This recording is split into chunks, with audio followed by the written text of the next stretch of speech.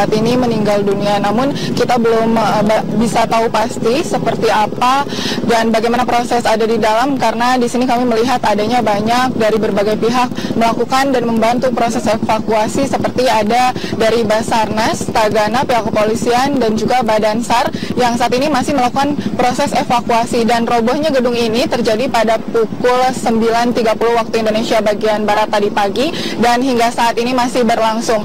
Dan kami tadi sempat mencari informasi bahwa ada 5 korban dan 3 orang sudah dilarikan ke rumah sakit terdekat karena akibat luka ringan dan juga luka berat. Lalu saat ini tersisa 2 orang saja yang ada di dalam gedung yang roboh ini. Namun untuk lebih jelasnya kronologis seperti apa yang terjadi tadi pagi, kita sudah bersama dengan Kapolsek Metro Polres Penjaringan, yaitu Kompol Bismo Teguh. Selamat malam Bapak.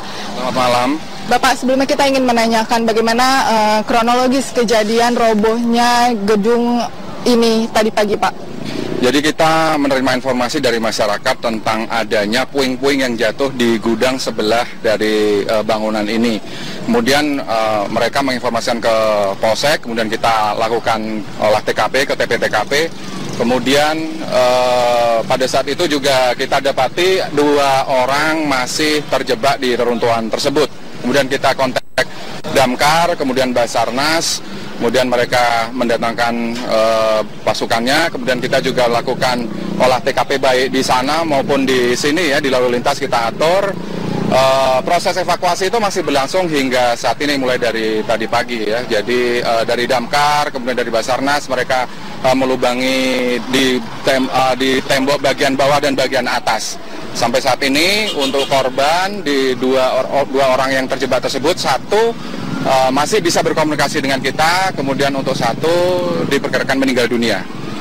Jadi total korban sejauh ini ada berapa banyak, Pak? Ada 5 korban. Untuk 3 korban yaitu karyawan yang bisa menyelamatkan diri itu luka-luka, itu sekarang di Rumah Sakit Atmajaya. Kemudian 2 orang korban berikutnya masih terjebak di reruntuhan. Pak, kita ingin tahu kejadian robohnya rumah bangunan ini diakibatkan karena apa, Pak? Mungkin pihak kepolisian sudah mengetahui motifnya, Pak?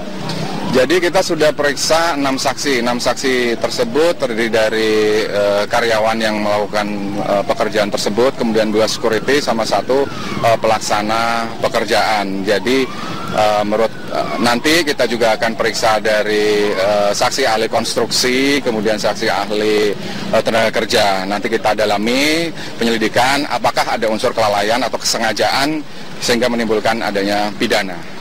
Pak, tadi kabarnya ada salah satu dari pihak yang membangun gedung ini, itu ada yang melarikan diri, begitu Pak? Mungkin bisa dijelaskan? Itu masih kita dalami lebih lanjut. Yang jelas setelah kita periksa semua saksi, kemudian saksi ahli, nanti akan kita cari pihak yang bertanggung jawab jika ada unsur pidana, gitu. Pak, kalau untuk yang kita ingin mengkonfirmasi, tadi kan ada salah satu korban yang tewas, mungkin kita bisa tahu siapa namanya dan saat ini posisinya masih di dalam atau seperti apa? Untuk 2 korban tersebut masih di dalam, masih proses evakuasi. Ada 2 korban, yang 1 namanya Nana, yang 1 namanya Deden. Untuk yang masih bisa berkomunikasi dengan kita namanya Deden. Untuk Nana sudah diperkirakan meninggal dunia. Pak, ini proses evakuasinya nanti apakah akan dilanjutkan terus sampai besok pagi atau akan di-stop, Pak? Tetap lanjut sampai kita selamatkan korban. Tentunya dengan bantuan Damkar, kemudian dari Basarnas dan seluruh tim, termasuk BPBD juga ada. Gitu. Ya. Terima kasih Bapak Kompol Bismo atas penjelasannya. Selamat bertugas kembali. Ya pemirsa, tadi seperti yang dijelaskan bahwa memang saat ini proses evakuasi di rumah duka ini masih terus berlangsung dan memang ada tersisa 2 orang yang belum dievakuasi dan salah satunya yang bernama Nana diduga saat ini sudah meninggal dunia dan yang 1 yang bernama Deden saat ini masih bisa berkomunikasi dengan pihak-pihak yang membantu saat ini. Dan proses evakuasi ini akan terus berjalan hingga nanti 2 orang yang ada di dalam gedung ini bisa dievakuasi. Untuk sementara demikian kami kembalikan Anda di studio Tisa. Baik, terima kasih Astrid Linciana mengabarkan langsung dari Penjaringan, Jakarta Utara. Pemirsa, politikus PDI Perjuangan mengungkapkan informasi mengejutkan mengenai aliran dana 30 miliar rupiah kepada teman Ahok. KPK pun menyatakan segera melakukan penyelidikan.